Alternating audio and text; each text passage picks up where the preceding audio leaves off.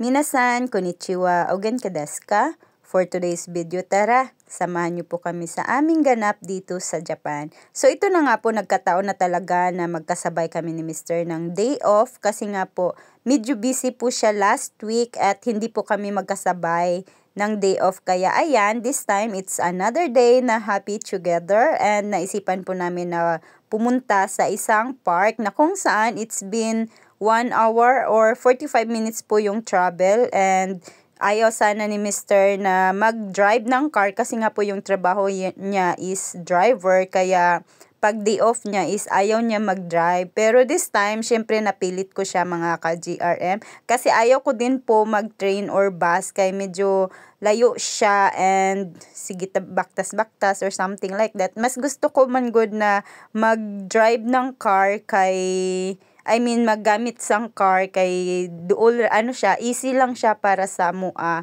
So kung mag-train man gud mi og bus, daghan pa kayo mi adtuan na mga station. So here we go, back to video na po tayo. Nandito na po kami sa isang lugar na kung saan syempre tapos na po yung sakura seasons.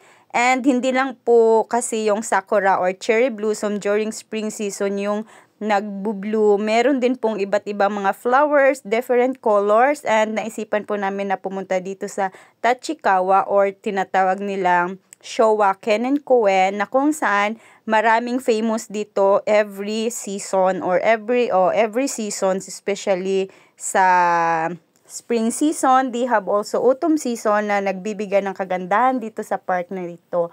And this time, it's gonna be tulips. Kasi nga po natapos na yung sakura. Kaya ayan, tingnan nyo po mga ka-GRM. Oh my God, sa color pa lang, you're really amazed the beauty of Japan. Chares.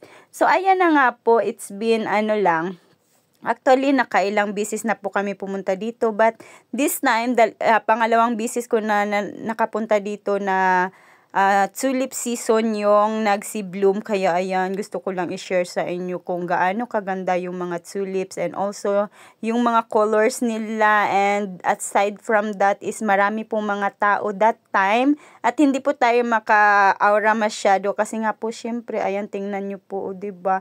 Malakas din po yung hangin, din may dalang sand na kung saan grabe yung allergy ko that time. Pagbalik namin ng bahay is inatake ako ng allergy ko, then sumakit talaga yung ulo ko. So makaka-relate lang po kayo sa mga karamdaman na ganun kung nandito po kayo sa Japan, lalong-lalo na kapag allergy po kayo. So shout out pala and congratulations sa nakunan ko na video, may nag-pictorial or maybe photo shoot sa kanilang kasal. And omedetou gozaimasu po. And syempre, ayan, tingnan nyo po, marami po talagang magagandang colors ng tulips. Aside from that is napaka-fresh and yung weather is sakto lang siya mga ka-GRM. And yun lang is malakas yung hangin. Kaya ayan, tingnan nyo po. So, nakaka-relax talaga pag ganito yung makikita nyo palagi. Nakakawala ng problema. Tingnan nyo, napaka-relaxing. And aside from that is, tingnan nyo po, dumadami na po yung mga tao na pumupunta. And tingnan nyo po mga ka-GRM. Ayan, oh my God. And aside from tulips is, maganda din po itong park na ito kapag autumn season. Meron din silang nakahilirang mga ginkgo trees na kung saan syempre color yellow gold po yan siya na makikita ninyo. Nagpunta na kami last year and this year is ito naman po is tulip season. Ayan, tingnan nyo po, favorite ko talaga yung yellow and white combination. Actually, meron silang mga names pero hindi ko lang natandaan kasi nga po naka-writing naman yung mga names ng mga tulips na ito pero hindi ko lang napansin yung mga names nila. So ayan, napa-TikTok po tayo, napamadlang people po tayo this time kasi nga po medyo hindi matao na area. And syempre ayan, so grabe guys, napakaganda talaga tingnan. So kung nandito po kayo sa Japan, wag nyo pong kalimutan at bisitahin po ninyo ang Showa Kenenkuen and grabe, you really amazed the beauty of Japan. Lalong-lalo na every season dito is actually napakalawak ng park na ito. Pwede din po kayo mag-rent ng jetansya or bike and mag-round kayo. Then pwede din po may mga train din sila.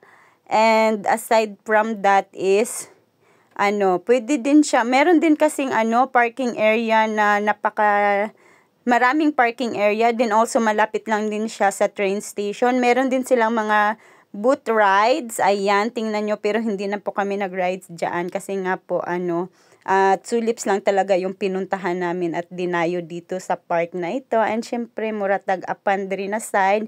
Gusto ko lang gamiton ang gihatag sang friend ni Mr. na sunglass. So, ayan, hindi na po kami nagtagal doon kasi nga po, yun lang, nagbisita lang ako sa mga flowers kasi nga po nakaka-amaze talaga na tumingin sa mga ganon. And of course, after that is umuwi na po kami ng bahay kasi nga po is nagutom yung mga bituka namin. Kaya ayan, that's all for today's video kasi nga po kanina pa kami dumaan dito sa monorail na to at hindi ko talaga nakita si monorail that time. So I guess that's all for today's video. Domo arigatou gozaimashita. Minasan yoroshiku onegaishimasu. God bless.